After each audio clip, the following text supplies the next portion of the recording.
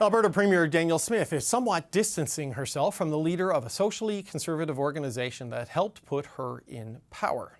Take Back Alberta founder David Parker posted a series of tweets making deeply personal allegations against Conservative Leader Pierre Poilievre, also against Mr. Poilievre's wife Anaida Poilievre, and against Poilievre's top advisor Jenni Byrne. Premier Smith says the tweets are unprofessional and she doesn't want to be associated with them. Yes, I told him to delete his X account and to get some help, because I would say that those kinds of comments are unprofessional and it does not help to elevate the discussion in the public square. David Parker is also making insinuations about how the Conservatives are spending all that money they're fundraising. Now, I have two Alberta reporters here to help me make sense of all of this drama. The CBC's Jason Markisoff and Kelly Kreiderman, who is with the Globe and Mail. Gang, thanks so much for taking that time today. Jason, set the stage for us first with just the role Take Back Alberta plays in all of this and the steps we saw from Danielle Smith to sort of distance herself from David Parker's comments. How meaningful is this? So to set up Take Back Alberta for those outside of Alberta, even those within Alberta who may not totally understand, the best analogy in politics is that it's like the Tea Party. It's like this pressure group of grassroots people who are most of them are not really involved in politics, who've been really engaged by certain issues. In this case, first by opposition to vaccines and COVID rules, and more lately by trans issues. And they rose up. A lot of them rose up, and this guy David Parker is kind of low-level, mostly political operative, has gathered these people, and they helped knock out Jason Kenney. David Parker claims that he helped knock out and spread some bad rumors about Andrew Scheer in the past. And he's a very charismatic figure. There's this myth, I don't know how real it is, that he's basically controlling the UCP board. He's gotten people elected, and he's Danielle Smith's close advisor. It's true that she went to his wedding. They do speak. They do respect each other largely. And he says all kinds of crazy things, I would say, on X, on social media. Loves being bombastic, loves being this kind of Napoleon, loving of the Roman Empire, warrior in the conservative cause. Really interesting, fascinating stuff. It's a trip, his X account. But finally, it got into the level of a high school drama and cattiness, where, can you believe what David said about Pierre, who used to be with Jenni and now he's with Anaida, and what's Danielle gonna say? It got to the point where there seems to potentially have been some pressure from the federal Conservatives on Danielle, and that was something she could not put up with. So she says, I think he should get off Twitter, get some help. She's been asked about some of the inflammatory things he said before, and she says, oh, he's a friend of mine. We just one member of the party. Oh, this one with Poilievre was different. Yeah, and Kelly, we're kind of not putting the tweets up because you're getting into deeply personal stuff and getting into people's personal relationships, and that's for them to deal with. But when the Premier is asked about it and does what she does, that's why we're discussing it. So I have Conservatives from Alberta telling me David Parker is overrated. His influence is not nearly as vast as the myth built up around the guy. I have no idea. You're in Alberta. Is he as influential as sort of the origin stories would suggest? And what did you make of the way the Premier distanced herself from the personal comments? The Premier was asked a question about David Parker's comments, and she answered with, nobody gives me marching orders. She answered really with the issue that all of us have about Danielle Smith's premiership is who has her ear? Who is she influenced by?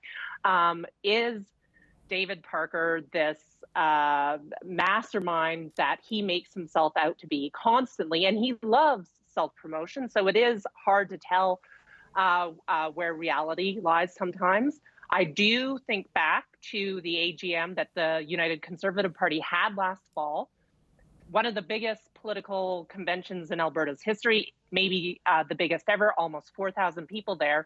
A lot of them were being marshaled on votes by David Parker. He walked around the convention hall like he owned the place. And we have seen outcomes from that convention. There was discussion of parental rights. There was discussion of cracking down on Alberta Health Services, which has been a key issue of his.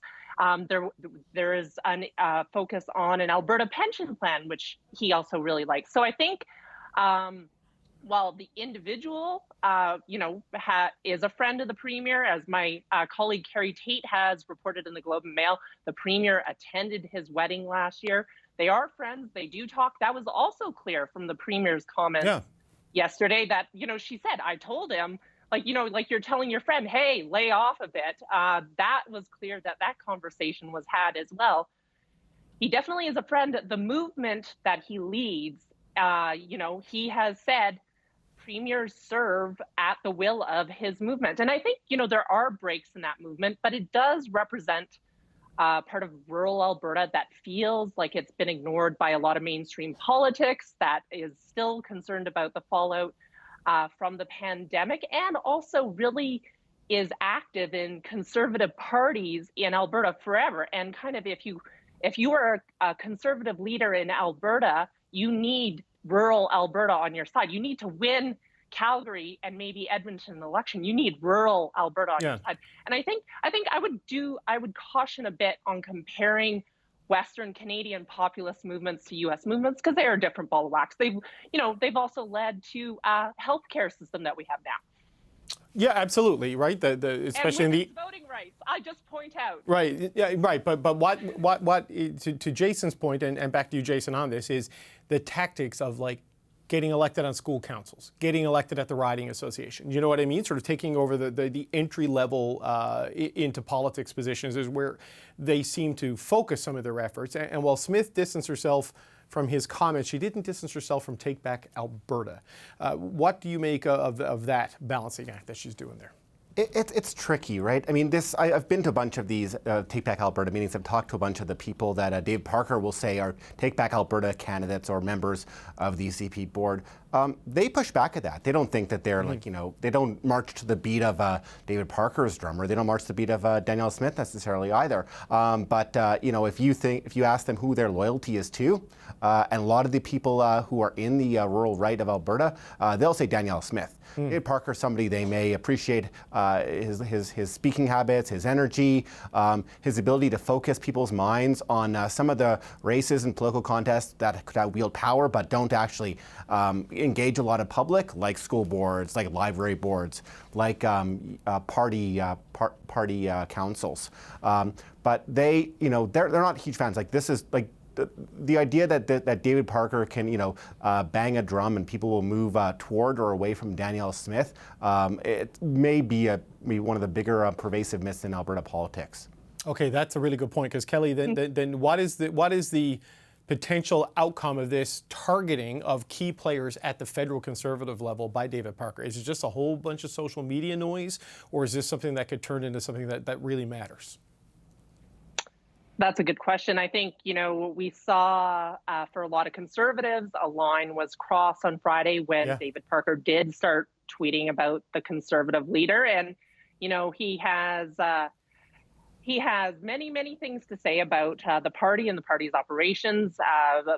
We don't know if it's true, but he obviously wants Liberal leader Justin Trudeau, the Prime Minister, defeated at some point, and raises questions about the organization of the Conservative Party as it exists now can do that. He says he's trying to bring criticism to bear on the party he loves so they can win against Justin Trudeau. I don't know if it leads anywhere. I think that there is a big gap between what he is saying on social media and in podcast interviews and what actually plays out. I don't know if it has a broader audience. Certainly the silence from the federal Conservatives on this speaks volumes. Yeah, well, I mean, they're not going to take the bait. I think it's a big strategy there.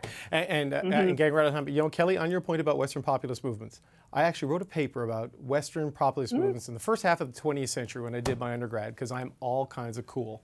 So that's so I know a little bit of what you're saying there. All right, thanks so much. I don't think David Parker takes credit for the women's suffrage movement there. No, probably not. He's not part of that agrarian different kind of protest populism movement. there. Yeah, I think so. All right, Jason Markusoff, Kelly Kreiderman, thanks so much, gang. We appreciate it. Cheers.